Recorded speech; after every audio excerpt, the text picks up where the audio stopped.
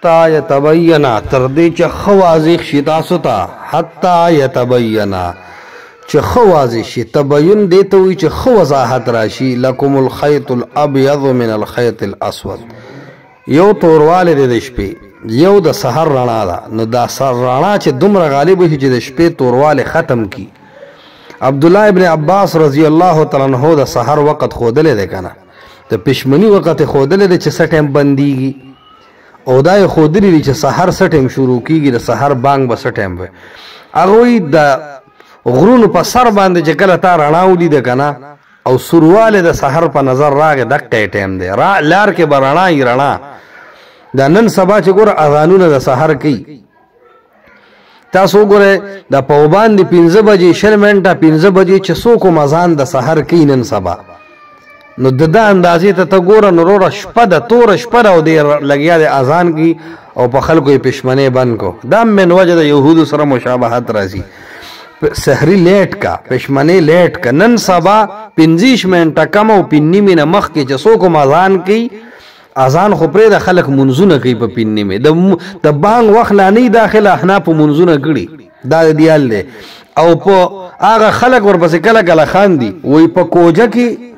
احناف د سحر منځ داسې په رڼا کې کوي داسې په رڼا کې چې میږې هم ښکاري میږې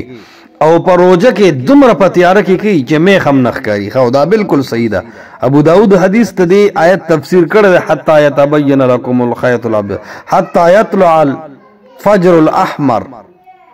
چې هغه سوروالی تا ته په اسمان په کنارو کې راشي دا نور چې راخیږي دې نه مخکې سوروالی راشي بیا نور راشي چې دا سوروالی په نظر راشي بس پشمنې بند کا او دغه رنګروره اذان وکړه د مونځ تیاري شروع کا نو دا یو غلطه طریقه شروع ده چې په باندې 15 بجې او 20 منټه 15 بجې نن سبا اذانونه هم کیږي او منځونه هم ورپسې وشي فورا دا غلطه طریقه ده نن سبا 5 نیمې او 25 منټه کم